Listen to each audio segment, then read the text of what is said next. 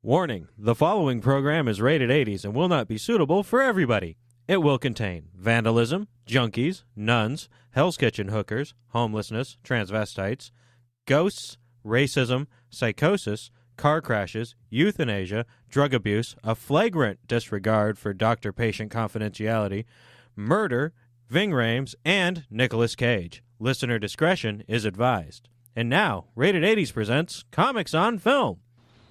With all the poor people of this city who wanted only to live and were viciously murdered, you have the nerve to sit here wanting to die and not go through with it?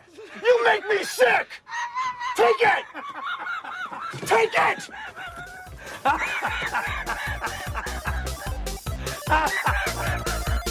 We get him!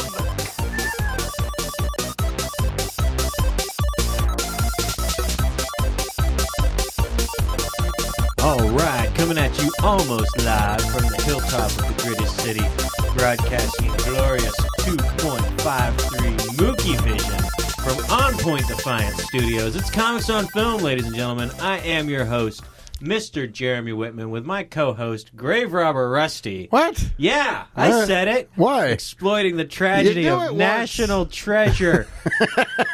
The body formerly known as Prince being dead on Facebook. For podcast gain. So I made a meme. We've had this discussion for 40 minutes. You're like, well, it's going to benefit us in some way. I'm like, we don't even make money doing this. No, it wasn't.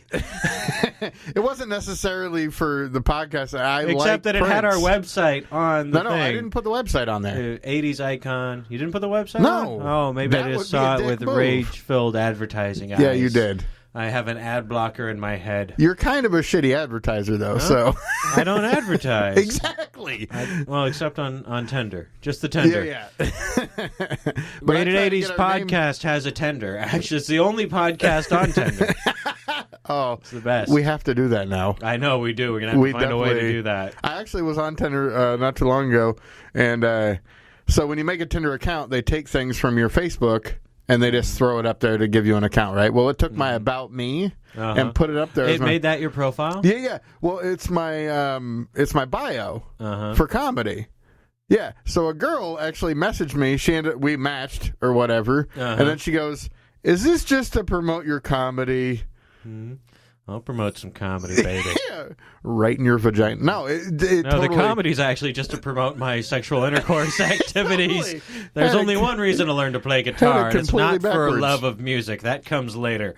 All right, our this episode is the 1999 feel-good classic, Nicolas Cage Saves Christmas and Bringing Out the Dead. A movie near and dear to me, which I've only ever seen, I think, once before rewatching it. I think I saw it once, too. Just as on the HBO or something, after I moved out of my folks' house and moved in with my new family. I think I rented it. Yeah? Yeah. It was just on. There was such a good time. I was like, why has no one seen this movie? And a lot of movies came out that year. See, and I think I rented it that year, actually, and just DVD rental. It was back when you could still rent stuff. Yeah. This would have been a hard time. This was also about the time when Blockbuster just gave up. And they're like, it was a few years later maybe when Fast and Furious came out. Yeah. They're like, instead of actually working on what our customers like, we'll just go by the numbers and stack 1,000 copies of the most popular movies on the shelves and guarantee you can rent it. Yeah. And slowly get rid of anything interesting or alt. Yeah, and make America vanilla and boring. And Blockbuster will live forever and make millions of dollars and we'll never have to offer an online. We're dead. We're fucking dead. And we took an industry with us unless you live in Portland. They did do that. They did do that weird, there was only 4 movies out the whole fucking time. Like, they took up all the 4 walls, but it was just those, 3 or 4 movies. So annoying. But and you know what? It started bins with Fast and Furious, and I had no interest in Fast and the Furious. I saw it. Yeah. I didn't see it in theaters or anything. A slightly younger Michael Bay. It's interesting because those movies have become a parody of Michael Bay that's self-aware. Really? And Michael Bay's just become, the later Fast and Furious movies, I like them, actually, because they know what they are. What Michael Bay movie do you like?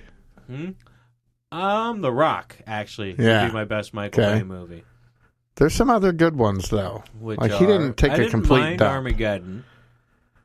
It's cheesy McCheese, but it's it's aware also that it's cheesy McCheese. The thing with the Transformers movies is they seem to believe that they're doing something.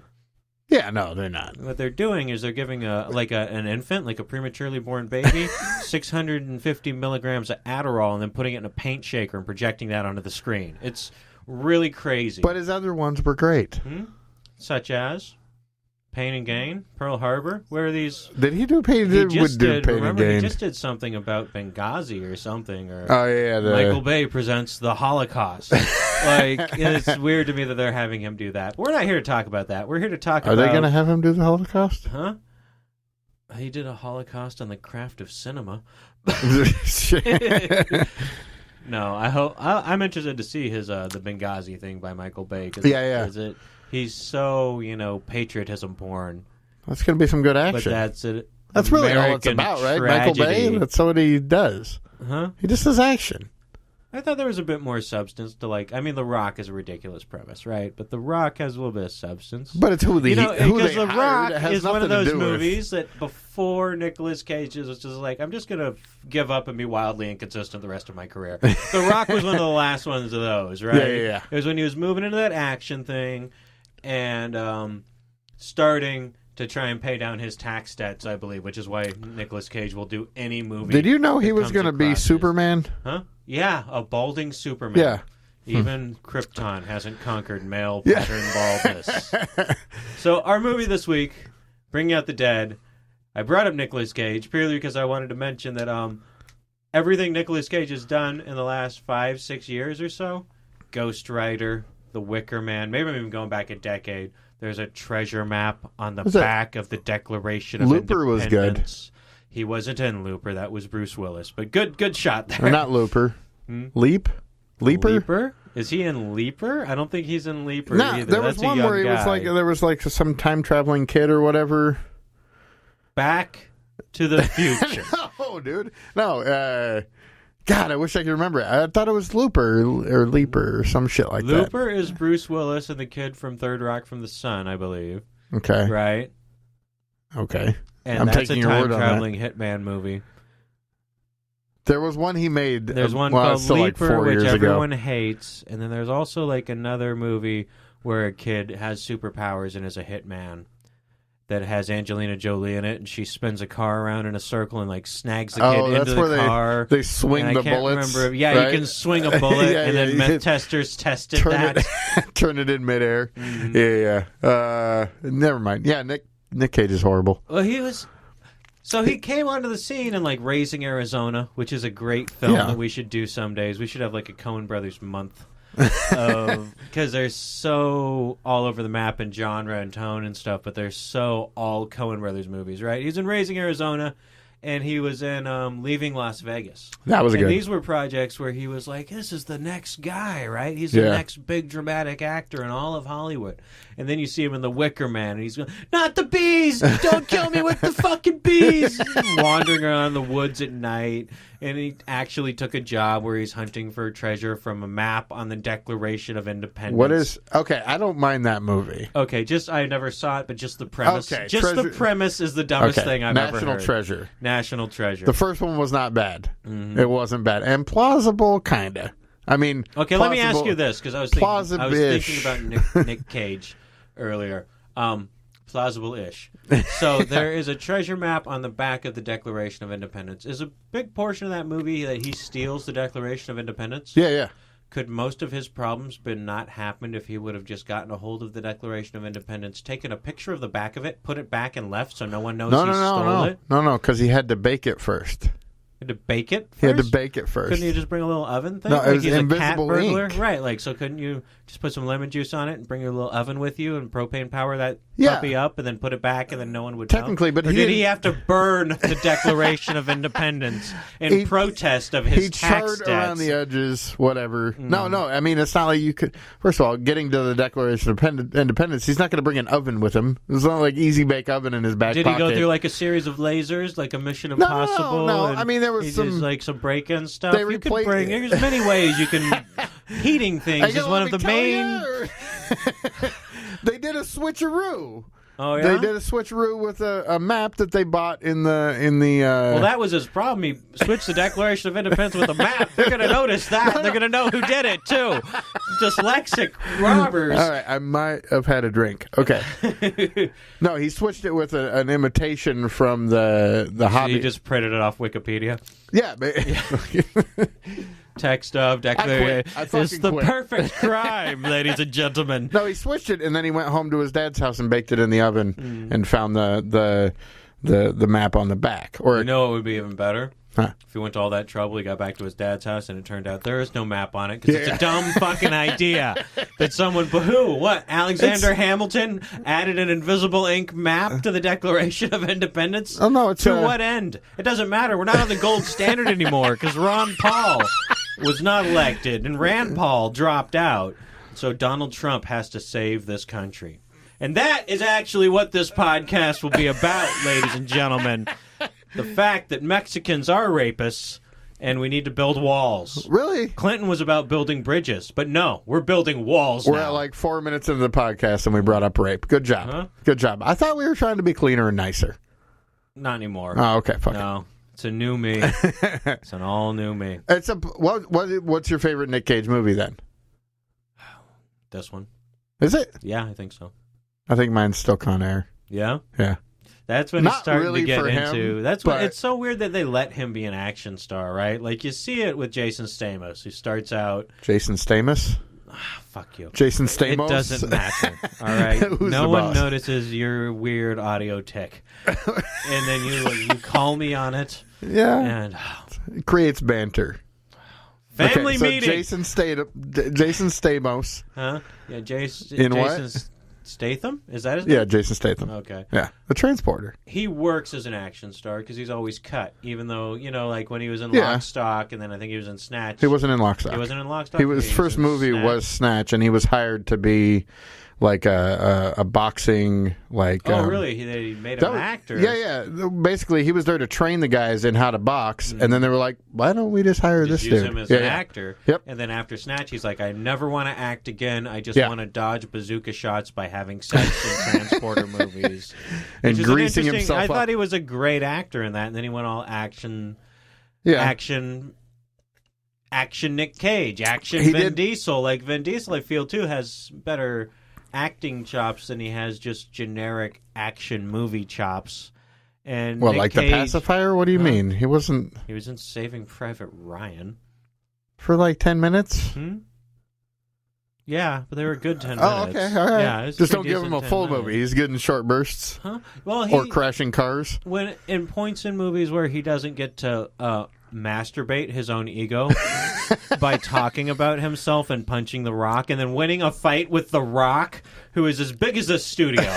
Like, Vin Diesel's a big guy, but we're in like a 10 by 10 box. The Rock, we tried to have him on this episode. He wouldn't even fit in here. Yeah. But he said so, only if we did one on the rundown, then he would show I up. would love to do that. He Yeah. probably would too if we get a hold of him. He might be willing to do Yeah. that. That's a great movie. I'll email him. Actually, in terms of people that can act and are built to be action stars, The Rock is the guy now. Like, he does some good The stuff. rundown is sick. The Rundown too. is so good. Same with Was it The Walking Rundown? Tall. Walking Tall, actually, is Okay, what I I meant. like The Rundown. I like Walking Tall Walking better. Tall is really he good, actually and it gets is to better. do acting in that. I forgot is The better. Rundown's the one where they run down a hill in front of like a Jeep turning end over Yeah, end. it's so good though. You And- putting him with Stifler, great movie. Mm-hmm.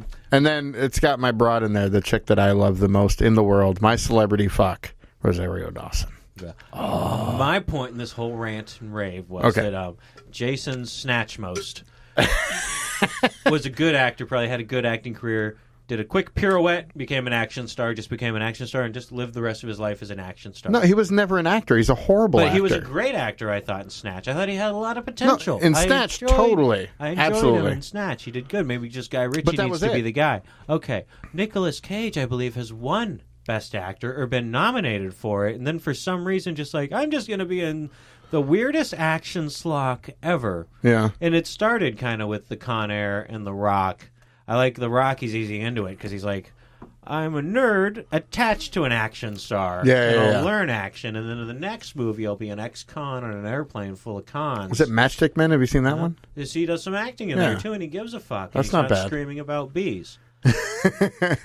Yeah, but I don't. This is the lost gem of 1999 we're going to talk about. Yeah. Nicolas Cage gets to carry the whole movie. Yeah. And he's believable. And he kills it, But he's done so much weird shit since then that on my rewatch, I'm like, do I really believe he can act? For the first 30 minutes of the movie, I'm like, am I really going to believe? Am I buying it? Because when he's acting poorly, which he does in many, many movies, because he still tries to act while he's trying to pay down his tax debt, but he does like I can see 18 seconds into the future or whatever, so I avoid paper cuts and things like that.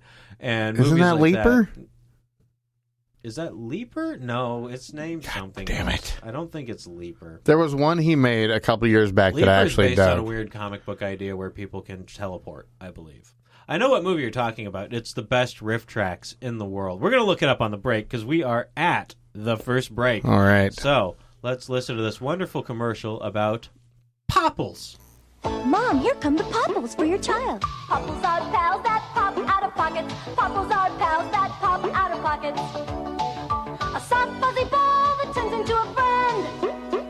The fun keeps building and the laughing never ends. Popples are pals that pop out of pockets. They're funny, they're new, cause they turn inside out. And that's what Popples are all about. Your child will love them. All right, and we are back talking about Bringing Out the Dead, an underrated movie, which almost no one has seen. Both of us were like, I've only seen it once, but I loved it, and it stuck. Why didn't anyone else see it? I remember it being kind of traumatizing when I saw it, though. It is dark in a not a Requiem for a Dream sort of way, but dark in a train spotting sort of way, which not a lot of people can take. Train spotting. A lot of people will never watch that movie twice. I realize that's under like dark it's on comedy. People's lists. Oh, Train Spotting is an incredibly funny movie. For about half of it. It's in that Breaking Bad vein. It doesn't go. Requiem for a Dream, I think I've only ever seen that one once. That's I should do it again sometime because here's the thing. A cinema masterclass. I've never seen it. Oh, yeah? I've never seen it, and being a comic, it gets brought up more than it probably should, honestly. Yeah. It's an amazingly made film. Yeah.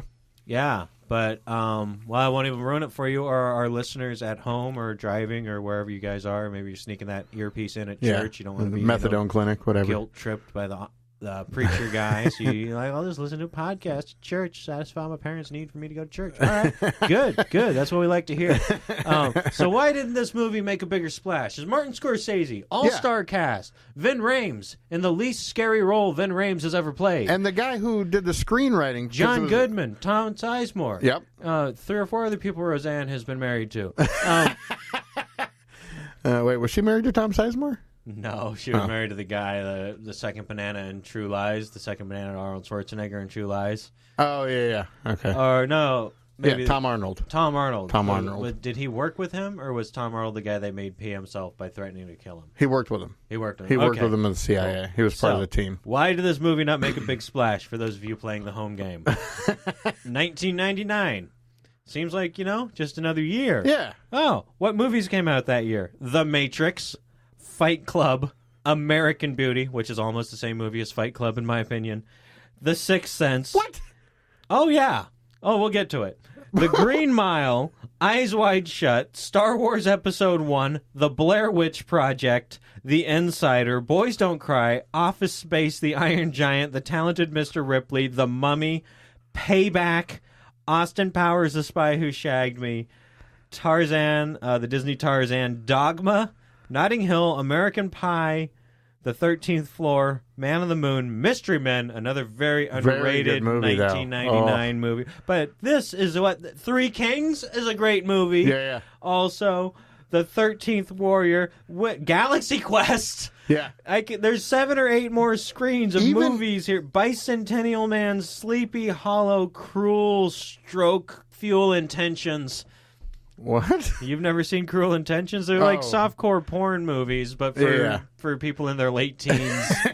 It's like softcore porn 90210. This movie had no chance up against all that. It's bleaker than anything on that list, and that list includes Fight Club. I realized that almost all of my favorite movies, so many of my favorite movies are on that fucking list. And they all came out in 99. It's like the greatest movie year ever. Dude. Like people are always, now it's really in vogue, right? We talk trash about the 90s. Picture me from like 2005 with all the other, I believe, Seattle International Comedy Competition folks. Got posted online recently, and this little prick Nigel Larson pops up. This was only a couple years ago. Why do you guys all look so 90s? Like, it's an insult now. 90s is an insult. Well, I'll just watch The Fresh Prince of Bel-Air, then popped off to the comedy competition. So 90s. To be fair, it was 2005, Nigel Larson. It wasn't a couple of years ago. But Nigel is awesome. Nigel, yeah. Well, he is rated 80s. I mean, you're talking about somebody. Kid. Yeah. Oh, he's found that perfect mixture of good looks and dark sensibility. Yeah. That make a comic great. It was weird when I actually heard him go dark for the first time. I was like, oh my God. Did he ship you the video of Nigel Larson is a comedian local to the Seattle scene, but he's from Rochester, New York, or Buffalo? Buffalo, New York. Buffalo. Yeah. And before he cleaned up his act and moved out to Seattle, he had a mohawk and a bits about girls requesting to be choked. And, he's a little punk rock kid, but he's so clean cut looking. He's like an SLC punk. You know what I mean? Yeah. Like, yeah. I can't. Yeah. I just like how dark he got. Like when I met him, he was all clean cut and he did nice, clean jokes, and it was all lovely. But he cleaned that up from Rochester because he sent me a video. I shouldn't even be talking about this because it was like private. You could only see this video if you had the link on YouTube. Will let you do that. And you saw him go hardcore. Him way back in the day. Same boyish good looks, same skinny frame, well kept, mohawk down the middle of his head. Nice. And very, very dark material. And then for years he did what you're supposed to do and clean that up. Play by the rules. To connect a little bit. Yeah. And then you flip it on him, right? You can't do that forever because then you'll have no way to ever flip it back. If you just go completely clean for a couple years or 8-9 years, then you're like, hey, people are booking me into the Bellagio and stuff. And then they're like, time to break out all the Cosby jokes. That won't work. But yeah, this movie had a lot of competition, and because it sucks because the book literally this guy wrote it. He wrote the book and he was in Ireland on a flat, and he just pumped it out, and this guy his publishers, they put it out, and all of a sudden, #1. Like, boom. Oh, yeah? It fucking hit hard. They licensed it. Scorsese signed onto it. His screenwriter, who did Taxi Driver and a bunch of other amazing... I think this is a better movie than Taxi Driver, honestly. I never really could connect on that Taxi Driver thing. I don't think it has better characters, though. No? The character that De Niro played, was it? Yeah, De Niro was... so fleshed out. It was insane. Yeah. I mean, De Niro he actually was a taxi driver for 3 months before they filmed. Oh, really? Yeah.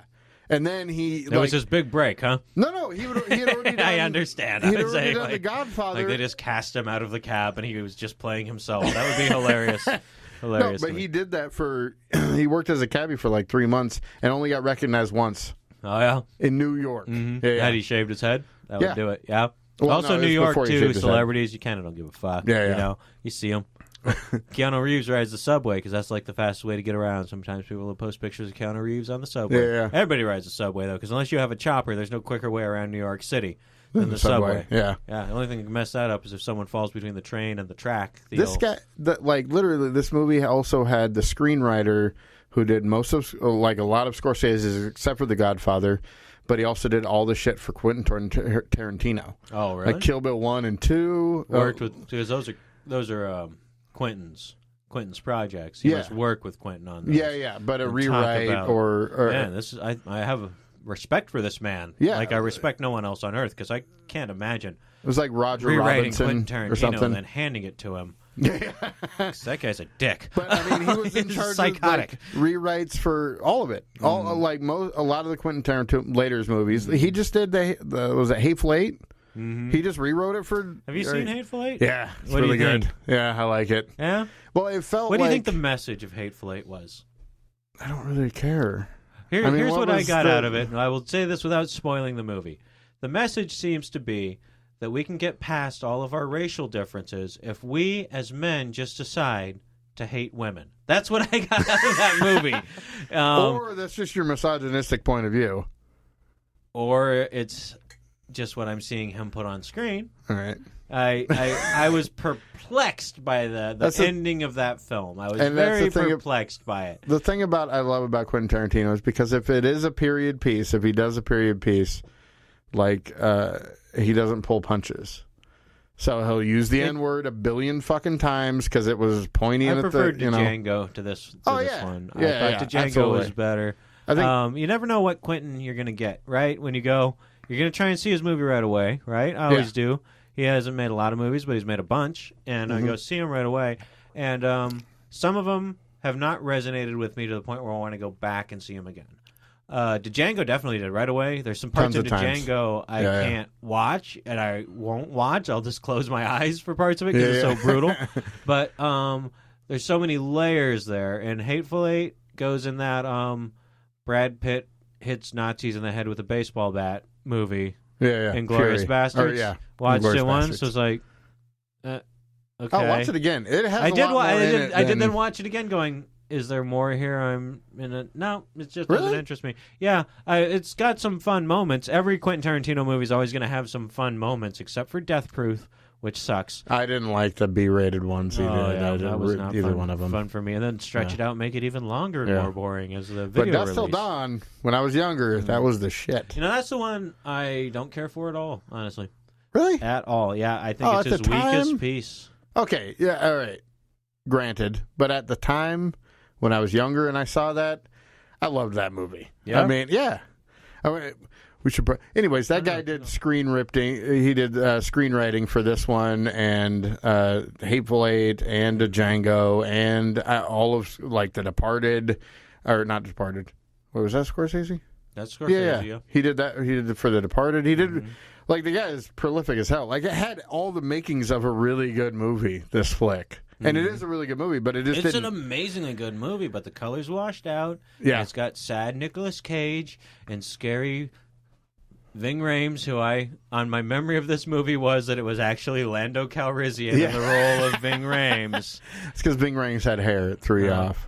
It actually was the same. And I think when I watched it, back in the day, around the time that this hit cable, I just went through the list of movies that had come out. There were a lot of great movies hitting HBO and Showtime and Cinemax, and we had the whole package. Yeah. Every one of them, Stars, HBO, Cinemax, and Showtime. So there was almost always an amazingly good movie to watch. They were in love with Fight Club. Cable loved Fight Club. Why wouldn't Cable Premium. Yeah, because they probably got the rights pretty cheap, because I think the studio ran away from Fight Club like someone had lit their crotch on fire. Yeah. And Fight Club they really liked, but American Beauty that year too, and all that stuff. So I caught it one time. I think I was watching it with my brother, and I go, is that Lando? He goes, I think it is. And we both had a Colt 45. My brother's not even white, so you can stop with the racial justice eyes. No. It's not. That's not it. It's just, Lando is about... I didn't know who the fuck Ving Rhames was in 1999, okay? Lando... And I'm not used to Ving Rhames not scaring the shit out of me. Exactly. He's still 150 pounds more... than Apollo Creed, okay? Or not? Oh, I just did it. Wow! It's not Wow! With the racism. Wow. Anthony Robinson looks exactly. Anthony Robinson's a local comedian. He's a black guy. He looks exactly like this Wikipedia entry for a Chicago gangster named something Barksdale. And sometimes I'll post it and tag Anthony Robinson. It's dead ringer, absolutely dead ringer for it. And one time we posted it. I posted it, right, and we're having a long discussion. Like 13 or 14 people are talking with me about it on Facebook, and Anthony hasn't been there. And then Anthony shows up like a week later. He goes, what the fuck's going on over here?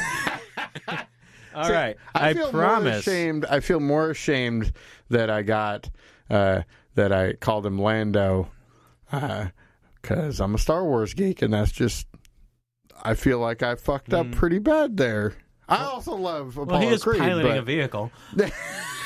All right. Okay, we're going to take another break, and then we are going to get back into the meek of this bleak cinematic masterpiece with an all-star cast, flick. Yeah. which did not make very much money, but made more money than I will make in my entire life. It is legitimately, and I'm going to make this point before we go to the break, it is legitimately what they call a movie flop. Normally a movie can come out and it'll be bad, right? And then it'll make a whole bunch of movies because it'll be a cult classic. When Office Space came out, given the year that it came out, it made shit. It made no money at the box office, but then became a cult classic and fucking took off and made a shit ton of money. This was made for $55 million. Which is nothing. $16 million and has stuck there. Has not made any more money. Oh, yeah, nobody's renting it or... It's done. It's not showing up. It should be on Netflix, right? It should be in there, right? But it's you not would think showing it would be. up, you know. There's less and less gems on Netflix these days, it seems like. Yeah. But that's a whole other discussion. Yeah. But we will get back to Mel Gibson No, what? in Payback. Yeah, they look also the same. came out in 1990. All white people look the same to me. And by that I mean they look like floating blobs of evil and privilege. All right, we'll be back after these messages, ladies and gentlemen. Introducing 3 of the soft, cuddly Care Bears, Friend, Tenderheart, and Cheer, each sold separately. Every day can be a Care Bear day. You can play in a caring way. Tenderheart Bear, I love you. Off you go, Friend Bear. That's 3 cheers for Cheer Bear. Hooray! Every day can be a Care Bear day. Each sold separately, Friend Bear, Tenderheart Bear, and Cheer Bear are part of the Care Bears collection, new from Kenner. All right, I think we came to the conclusion over the break that that's probably enough preamble banter for one episode. So, this movie, great movie, Nicolas Cage, John Goodman, in an ambulance. Purely character-driven, too. Yeah. And he... Yeah, there's very little story here. There's just enough. Yeah. And it's an okay story. And very fast and loose with, medical facts about law enforcement, the way it works to drive an ambulance. No, this is what you would call a heightened reality. Yeah. That's a word or a phrase that film nerds know. But I think in this case it's justified to use it. When people go, those Fast and Furious movies are a heightened reality. Yeah. If you're a crackhead, they're a heightened reality. Like, that is a ultra heightened reality. So this is a heightened reality. The story, I watched it one time, probably in 99. I rented it, I think. And then I remember I was actually dating an EMT chick, and I went to play that. I got it again. Oh, yeah? We made it about 10 minutes into it, and she turned it off. Oh, really? She couldn't deal with it? Yeah, she couldn't handle it. Actually, the reason I thought of this movie, it's been on my brain a lot, but I was down in Olympia, and a young comedian named Mitch Mitchell showed up and did some time down at a show in Olympia. And she does this kind of work. Yeah. She drives an ambulance and does this, and we had coffee one time, and I asked her if she'd seen that movie, and she goes, I love that movie. Oh, wow. Yeah. Well, then she went the other way. Then she's probably cut out for it. This chick was... Yeah, it just kind of, as soon as he started talking about not being able to save somebody for a while, because the whole basis of it is he's getting fried out on his job, which we've all done, except his job relies on saving people's lives. And he's had a 2-month stretch, I think they said, of not saving anyone. Yeah. And he going had to work one, every day. Definitely a really bad one, right? Yeah. Like someone he thought he should be able to save, and it really stuck with him too much. Yeah, and he fucked up. That's the brutal part. The interesting thing about this movie on this watch, I go, yeah, he's a little nutty, but everyone he's working with is 1,000 times worse than him. They're constantly accusing him of being insane, like his co-pilots. There's always 2 of them in the ambulance. Sometimes one of them drives, sometimes the other one drives. Every single one of them. John Goodman is the least crazy one, and they just kind of get progressively more crazy as he keeps changing partners through the ambulances. Ving Rhames, the Lando Bible Rhames thumper. is he's like a religious cat, but he's also a womanizer. He's got a huge, great opinion of himself, and he's nutty too. And then he gets around to Sizemore, and Sizemore's a violent lunatic. So what I've gotten around for is all of his partners had something that kind of grounded him. Like Goodman wanted to be a captain, so he was in pursuit of something. Well, he had a goal, Nicolas Cage character apparently has no goals. No, he has no goals. The moment. And then Ving Rhames had God, and then sex with his dispatcher. Yeah, potential sex. And then Sizemore just had violence, and he took his frustration. Nicolas Cage didn't take any of his emotions out on anything but himself. The entire fucking movie. Yeah. A couple cars there towards the end. Yeah. So it's a story of a man's emotional breakdown while working Hell's Kitchen there in the late 90s. Which is... Right? I can totally the early sympathize. 90s. The 90s were, the violence was kind of finally starting to balance out in the mid to late 90s, and then the crime rate just started going down and down. I do like this. Starts out with it says it starts or in the mid 90s. Yeah, like it dates it. It goes or not the mid 90s, it's the early 90s is what it says. Which is right around the time we figured out it's easier to kill someone for their shoes than to rob them for their shoes. You know, as a country, we were having some issues in the 90s. Everywhere. OJ walk. There was the police beating ahead of the OJ walk for what was the guy's name? Rodney King got beaten up by the police, and still people were kind of like, police don't beat people up. He must have been a bad person, blah, blah, blah, blah, blah. There wasn't a lot of sympathy for other human beings, and OJ walked because they proved that the LAPD was super unjust. And it's weird. Not because he didn't kill them, but just because, well, you get a get-out-of-jail-free card. That's weird. That's a weird event on the timeline of violence in America, though, because it did go on a steady decrease right after that. Right after OJ walked. You think that's... What year was OJ? 94. Yeah, I think it might have... Yeah, first year of high school. Yeah. 94. Yep, it started going... Did they stop school to show you the verdict? They stopped school for us to show us the verdict. Yeah. Because it was the most important. It's just a simple wife murder. It happens every day in every town. Chill out. Yeah, but so the early 90s, you know, we had the crack wars in the 80s, and we hadn't quite discovered ecstasy yet. And then everybody chilled out. And ecstasy and the progressively more legal marijuana, and now it's a wonderful, wonderful place to live. And there's also a direct trail from Roe versus Wade, so people stopped having babies they didn't want. Yes. And that's why violence went down. That's another thing, too. But, I mean, there are many factors. If you read Freakonomics, the interesting thing about that Freakonomics book, it says, abortion is a cure for crime, which I agree. If we aborted everyone, sooner or later, no more crime. It would be a lovely world. Leaves and empty plastic bags blowing in the wind. I mean, without people, this would be a pristine landscape of a planet. It would be great. But then it says that, and then at the end of that chapter it goes, and other things like we changed the way we police stuff, and we stopped letting the squeegee men into Times Square, and blah, blah, blah, blah, blah. So this was in Hell's Kitchen before it got cleaned up. This was like when they were trying to clean it up. Yeah. And it, man... Like everyone's between Daredevil season 1 and Daredevil season 2 on the Netflix. It's right before the ninja infestation in Hell's Kitchen. Daredevil season 2 sucks. That's a good movie. This movie's a character study of a man's breakdown, which you had a few of those that year, actually. White male having a midlife crisis of some sort. Fight Club. Yeah. Totally. American Beauty. Same thing. Matrix. Yeah. Well, he's highly dissatisfied with his life as well. Yeah. And then he wakes up in an even worse life. But he knows Kung Fu. There was a lot of, like, white men not knowing what place they had in the world. Yeah, it's like, what do I do? Do I join an underground boxing club, or do I have sex with a high school student, or do I learn karate? That was the question. We all needed answered. I went with underground boxing ring. What did you do? I had sex with an underground boxing ring. Oh, I think I saw you there. Yeah. Actually, I did a Fight Club for a little while afterwards. Did you do it? Yeah, I did. Oh, I did. Scary. It was, they built a ring over a swimming pool. A swimming pool? Yeah. Over a swimming pool? Over a swimming pool. Like they built... Wouldn't you just fall into the swimming pool? They put plywood across the ring. Yeah. So they built a ring about the size they built of a floating platform above a swimming pool, and if you got a ring out, like in Virtua Fighter, you would fall 8 to 10 feet into a concrete pool. That was full of water. Oh, okay. Yeah. I was like, wow, that is a Fight Club. Even like Tyler Durden's popping up. Do not approve of this. You guys are going too far. And there were women, and they had a really good sausage vendor. He did hot dogs. It was like a bar. It was where you went after the bar, and then you ended up... Tacoma Diaries is still happening. Maybe we get a hold of Spud Goodman, and you could explain this to him. Yeah, it was fun. You had a Fight Club with a vendor.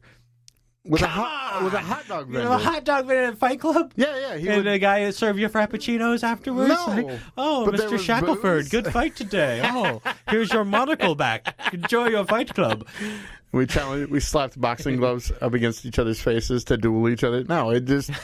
They set it up, and I would you were go. dicks about you. So you pantomime like slapping someone with a glove, like a Frenchman. Yeah. To challenge them to a duel. But you're like a boxing glove. But I would pretend it had 5 fingers and loosen all the fingers and slap. So anyway, this movie, which we haven't talked about at all. This is 2 episodes in a row. We're having a really hard time. No, we'll talk about it. So it's I really Like, it's well shot. It is well acted. It's it pulls not a single punch about how dark it can be in the city, how oppressive it can be. Yeah. In those downtown mixed merchandise and human being areas. And it has a love story. A bit of a love story. It has a very one-sided love story, which doesn't pay off in the end, honestly. It's so fucking... So, who's the first person? They're driving around. Who's the first person they run into that they pick up? Well, it's Goodman and Cage, and they... Arguing about food, which all people who work in any kind of a city... any vehicle with lights on it, they're always talking about food, right? Police officers and stuff, what are the best hot dogs or whatever. Yeah. And they get sent to do something. I can't remember what. Oh, I think the first call is probably her dad, right?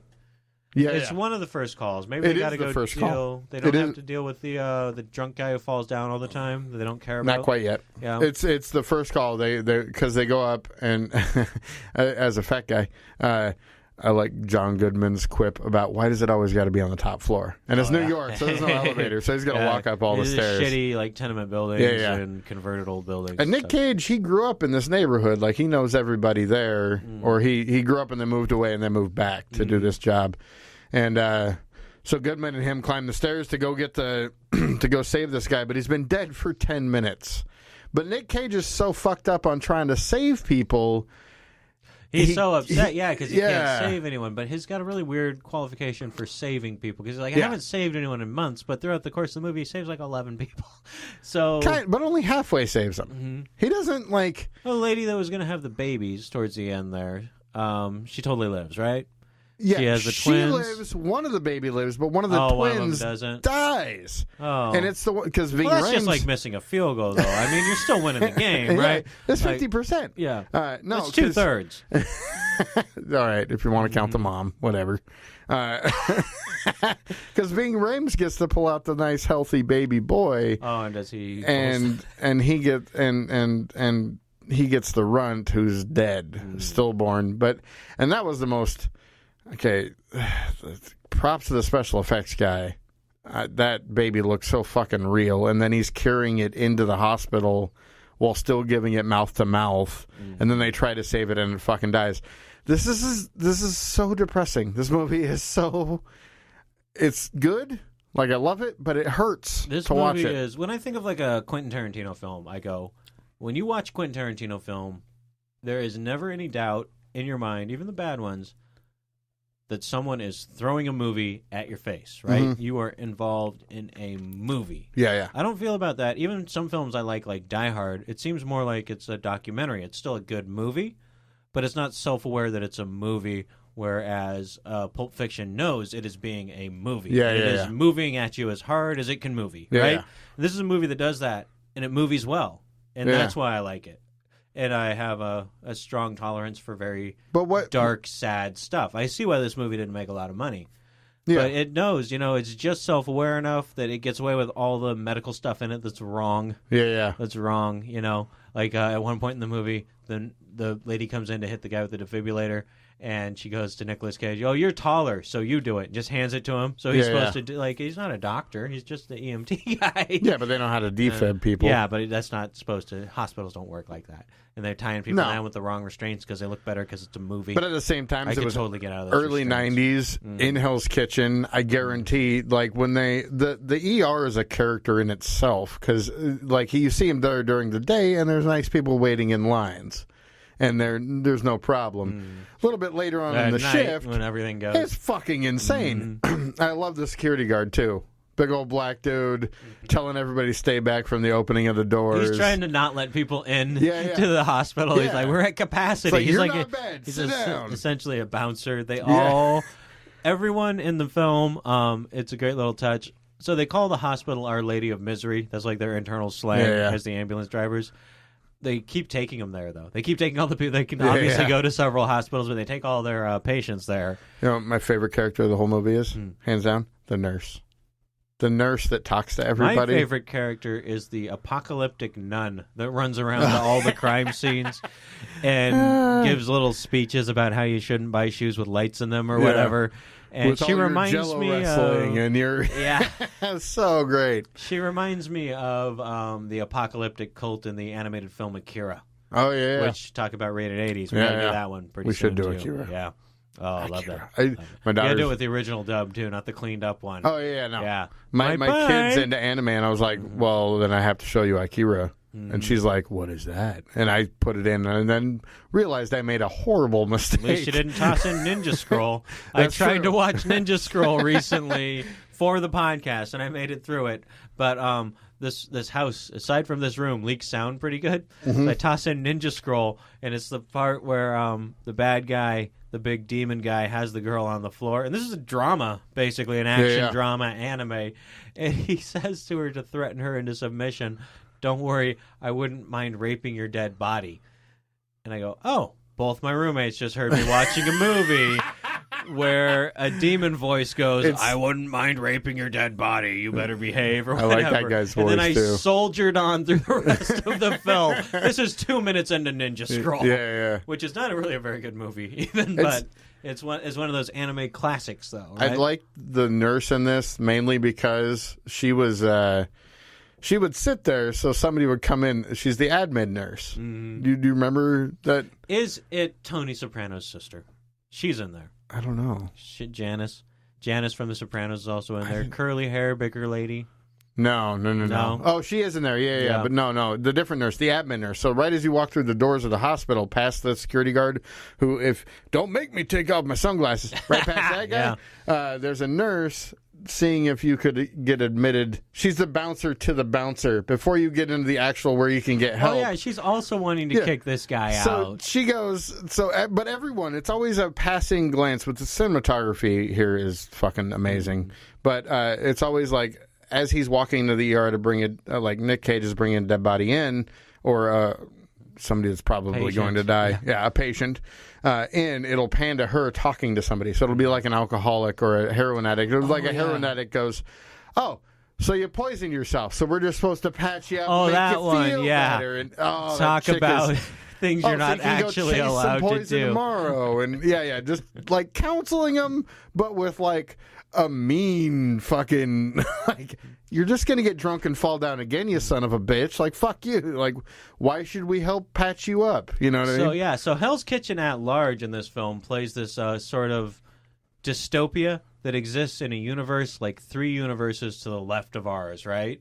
And then the ER plays an inner dystopia that's actually, it's even worse in the ER than all the things they go through in the entire film. It's actually a worse dystopia. I got a phone call recently, and I picked up the phone. I don't usually answer my phone, but I did. Yeah, I know. I tried calling you today. Unknown, and I was like, whatever, I'll grab it. And it goes, hey, just so you know, you actually live in the alternate universe.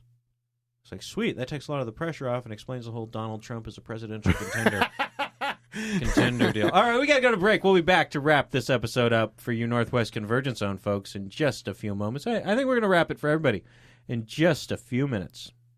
Not even a minute. Moments? Less than a minute. What's longer, moments or minutes? Huh? Moments? Those are faster. It depends. Well, minutes is 60 seconds. How long is a moment? Moments are metric and minutes are standard. Strawberry shortcake, angel cake the same. Comes with a pet with a very cute name. This is angel cake with souffle. A sweet smelling skunk. Strawberry shortcake with custard. A cat with the same smell strawberry has. Dolls with pets, each sold separately. Lemon meringue with frappe, a frog. Apricot with hopsalot, a bunny. Let's have a race. Strawberry shortcake with custard, lemon meringue with frappe, apricot with hopsalot, and angel cake with souffle, each sold separately from Kenner. All right, and we are back, and this time we are going to talk about this movie. For the last 10 minutes. National Treasure. Oh, no, wait. No, it's the other one. It's the other good Nicolas Cage movie. I like Nick Cage, but he has the Tom Cruise syndrome. Stay on target. No, I will. That's the only thing I'll say. Is he has the Tom Cruise thing where no matter what movie Tom Cruise is in, he looks like Tom Cruise. Oh yeah, yeah. Nicolas Cage tends to look like Nicolas Cage. No, but you can't take the character. You can't take the actor out of it in your brain. Well, Brad Pitt, I can do that. When I know almost every movie he's in, I can get into the character and forget it's Brad fucking Pitt. You know what I mean? But in this movie, Nick Cage probably does his best job of not being Nick Cage, kind of. Still got that kind of long-form depression. And boy, can he look creepy. This movie isn't necessarily about... I mean, Nick Cage is the character you follow, right? He is your protagonist. Yeah. Protagonist. Like, he's the guy. But it's more, I think, about just the level of human suffering we allow as a society. Yeah. Because everything he encounters is some form of human suffering throughout the film. Yeah. Except for the only happy scene in the movie is him washing his face. That's it. Oh, yeah. Like, that's all. It's just like, oh, we have created kind of a dystopia for ourselves, and we just accept it. There's happy scenes, but it's for somebody else. It's not for him. He's the only one who seems to directly understand what's going on. It's just him cruising around at night with a variety of different co-pilots there and observing human misery. Sometimes he's observing it off to the side, like when they're looking at all the hooker strip there because they took a wrong turn or whatever. And sometimes he's observing it as he's part of it, and sometimes just indirect and in the background, like there's always something going on in the background. Yeah. But definitely one of the reasons this movie did not hit, and probably never will hit past its current, likability level, is because it just says, hey, we are fucked up as a people. Yeah. Like, all this shit is going on, and we just ignore it. It points out all the human And when issues. he's in touch with it, every other character in the movie is going, oh, you're in touch with what's really wrong with our society, ergo, you're being a dick. Yeah, it's all the other characters if you ignoring can distract it. yourself in some fashion and just ignore it and play along, which you is can be kind of part true. Of the society. Oh, yeah, that's absolutely... Yeah, just keep eating those Kevin James movies and go on with your life and step over the homeless dude on your way to work, right? Yeah. And his problem is, the reason his character can't really survive easily in this world is because he gives a shit about people. Like, he's angry, and he wants, to express his anger, but the other characters are expressing their anger in ways where one of them wants to beat up the people he's supposed to be saving. And nearly puts one of them in a coma, right? But there's a line of, like, I only know this from bouncing, but there's a line of, like, you deal with somebody so much, you get sick of them. Mm-hmm. Like, there's that homeless guy with the dreadlocks that is always in the ER. There's a variety of craziness coming. He's my favorite character in the movie. He's mine, too. Begging people to help him with a suicide in the street. And... once you deal with somebody that much, like, I can see how, what's the guy's name, his last partner in the movie? Sizemore, yeah. I can see how he would lose his shit and want to hurt people. Because if you help somebody so much and they don't get their shit together... hurt people. He's way over the top. It's twice in that film that he goes at that character, actually. Yeah. And, his character has no business being behind the wheel of an ambulance. Yeah. Right? But no one cares. Nick Cage wants to quit. They won't let him quit. He's like, I need you to fire me. He's like, I'm not going to fire you because I need you out there just part of this churning machine of human misery. If you promised if I was late, you would fire me. I'll fire you tomorrow. So desperate. Yeah. He gets in an accident with Ving Rhames and quits, kind of. Yeah, for a day or two, though. He doesn't really take off that. He comes back. He just... it takes a day and hits up a drug dealer. There's definitely something to be said for falling in love with the girl that's like... That is an inappropriate relationship. Oh, completely. But it's the least horrible thing happening in the movie. Like, I hate that he's so much of a helper. Like, it drives me nuts because he wants to make her feel good. He just wants somebody to feel good so that he can feel good. And... it's understandable. You know what I mean? Like, that's... I get that. And the ultimate cure for his misery in this movie is he hasn't saved anyone. And he's got kind of this psychic link with the first person he actually gets to the hospital and gets alive there in the movie, right? Yeah. He's hitting him with the clear paddles. The guy's like, let me die. But only Nicolas Cage can hear it. Yeah. He hallucinates the whole time. Yeah, he's in and out of hallucinations and dream sequences and stuff. Here and there. It's not... it's not crazy like that movie with Jim Carrey in it. What? Oh, I can't remember the name of the film, but there's Spotless Mind? Yeah, Spotless Mind. It's not all over the map like that. Like, there's a definite narrative structure. It's A to B, and you know when you're in a dream sequence and this and that. It's not so deep in like Memoirs of a Spotless Mind. Memoirs of a Spotless Geisha. It reminds me. The cinematography and everything reminds me of, like, if you put Crank and Fight Club together.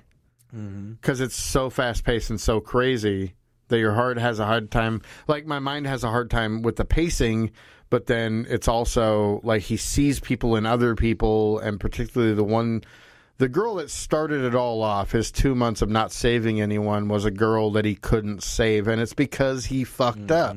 He kept trying to get the tube down her throat, but he kept going into her stomach instead of her lungs, so he couldn't save her. She dies, which triggers an immense amount. So he sees her form. Kicks him into depression, and after that, it's like a pitcher in baseball. He just can't get in the strike zone. He can't really save anyone, and those he does save, it doesn't really count as wins. And the ultimate way that he ends up saving someone, I think, is clever, is that he takes a life. Yeah. Because he releases the patient that he should have never gotten to the hospital from this mortal coil. His love interest in the movie, the first person he saves in the flick is, like, they save him every, 17 times a day or something. They're defibbing this guy to keep him alive. And then they're going to put a piece of machinery in him just to kick it. But he's essentially brain dead. Yeah.